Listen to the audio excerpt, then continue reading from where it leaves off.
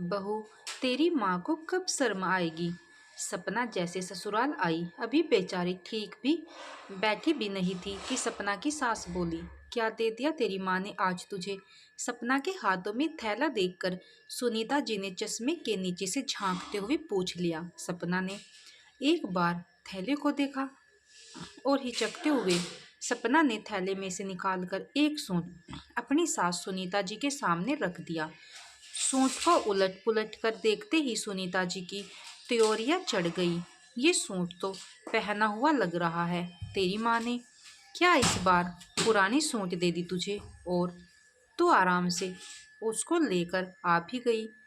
तुझे शर्म नहीं लगी, और ना तेरी माँ को।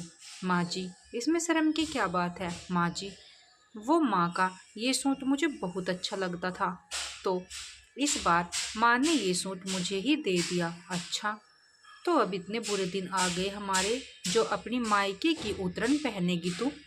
अरे, तुझे तो अकल नहीं, लेकिन तेरी माँ को तो सोचना चाहिए था ना। बेटी को उतरन देने से पहले आज ये सूट दे दी, कल को तेरे बच्चों के लिए, तेरे भतीजे भतीजी के पुराने कपड़े भी दे देगी, और तू आराम से ले आएगी कि तुझे बहुत पसंद थे। खबरदार, जो ये उतरन दोबारा इस घर में लाई है तो। कड़कते हुए सुनीता जी बोली, और इसको पहनना भी नहीं मेरे सामने, समझी। सपना सहम कर रह गई। बात यह है कि आजकल सपना की माँ की तबीयत कुछ ठीक नहीं रहती थी, तो सपना पास में होने की वजह से रोज थोड़ी देर के लिए माँ से मिलने अपने मायके चली जाती थी। अब ऐसे समय में माँ और भाभी कुछ देना चाहती तो सपना खुद ही मना कर देती थी। कहती, मैं तो सिर्फ माँ से मिलने आ जाती हूँ, इसीलिए प्लीज आप लोग ये लेना देना मत किया करो। खुशी का माहौल हो तो मुझे भी कुछ लेना अच्छा लगता है, लेकिन इस वक्त आप लोगों पर बेवजह का बोझ डालना मुझे बिल्कुल अच्छा नहीं लगता। मुझे बहुत बुरा लगता है। बस मैं माँ के साथ ज़्यादा वक्त गुजारना चाहती हूँ, दिन भर उनकी खिदमत करना चाहती हूँ, और मुझे कुछ नहीं चाहिए। आज जब सपना अपने मायके माँ से मिलने गई तो माँ की अलमारी में टंगा बनारसी सूट देखकर बोल उठी, माँ, तुम्हारा ये सूट मुझे बहुत अच्छा लगता है। माँ, बहुत ही प्यारा सूट है। तब सपना की माँ ने कहा, हाँ बेटा, लेकिन अब कहाँ मैं ये सूट पहनूंगी। तुझे पसंद है तो तू ले जा, मेरी निशानी समझकर, और तू पहनना। माँ की बात सुनकर सपना भावुक हो उठी।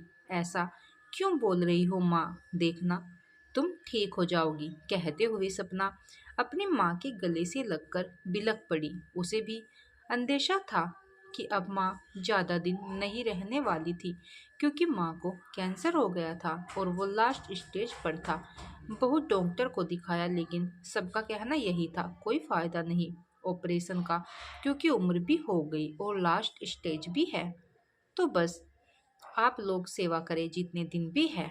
वापस आते वक्त माँ ने सपना के थैले में वो सूंट डाल दिया, लेकिन जिस सूंट को सपना माँ की निशानी समझकर लाई थी, वो उसकी सास को सिर्फ उतरन नजर आ रही थी, और उन्होंने बिना सोचे समझे सपना की बेइज्जती कर दी। सपना का मन खिन्न हो गया था।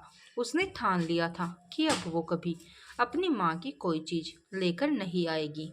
जहाँ सिर्फ पैसों का मोल है, भावनाओं को नहीं, वहाँ कुछ लाने का क्या फायदा। कुछ दिनों बाद ही सपना की माँ चल बसी। पूरे परिवार में शोक का माहौल था। सपना भी 13वीं तक अपने मायके में ही थी। 13वीं के दिन सपना के पति और सास ससुर भी सपना के मायके गए थे। सारा काम निपटने के बाद सपना जब विदा होकर वापस ससुराल जाने लगी, तो सपना की भाभी माँ की अलमारी से निकालकर माँ के जेवर सपना को देते हुए बोली, दीदी, माँ ने कहा था कि ये आपको दे देना है। आप इस घर की बेटी हैं, इसीलिए आपका हक भी बनता है। माँ ने मुझे भी दिया, और कुछ जेवर आपके लिए भी रखे थे दीदी, आप इसको अपने साथ ले जाएं। सपना की आंखें छलक आई। खुद को संयत करते हुए वो बोली, नहीं भाभी, माँ नहीं तो क्या हुआ, अब आप सबसे ही मेरा मायका है, आप सब तो है मेरे साथ, तो फिर मुझे किसी निशानी की क्या जरूरत है। ये बाकी के जेवर आप पहन लो, क्योंकि माँ की छवि अब मुझे आप में ही नजर आएगी। अब आप ही मेरे लिए माँ की जगह हो भाभी, इसको आप पहनोगी तो मुझे आप में माँ दिखेगी। कहते हुए सपना ने वो जेवर अपनी भाभी के हाथों में दे दिए। पास खड़ी सपना की सास और पति भी देख रहे थे, लेकिन कुछ कह नहीं पाए।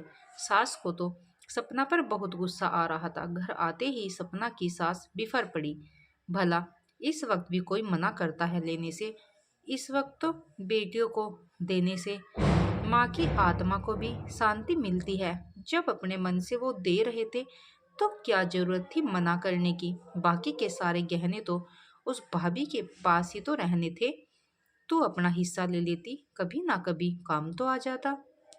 लेकिन तू बड़ी दानी निकली, उसको भी दान कराई। सास की बात सुनकर आज सपना के मन का दर्द शब्द बनकर होठों से निकल पड़े।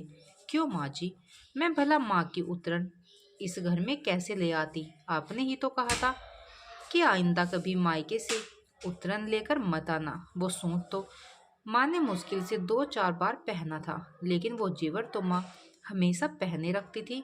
फिर वो उतरे हुए जेवर मैं कैसे ले आती माँ जी?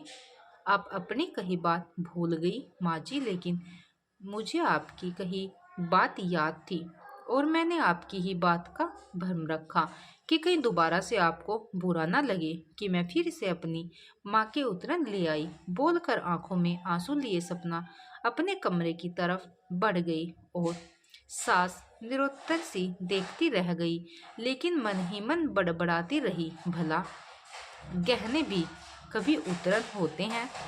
मुझे क्या, खुद ही अपने पैरों पर कुल्हाड़ी मारे तो मारे, बेवकूफ कहीं की।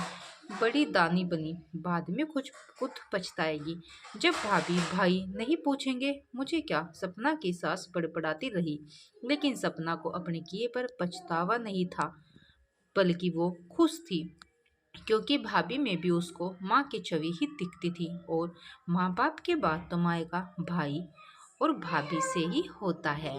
उम्मीद करती हूँ आपको हमारी यह स्टोरी पसंद आई होगी। पसंद आई है तो शेयर ज़रूर करें और हमारे चैनल को सब्सक्राइब करके हमें सपोर्ट जरूर कीजिएगा। धन्यवाद।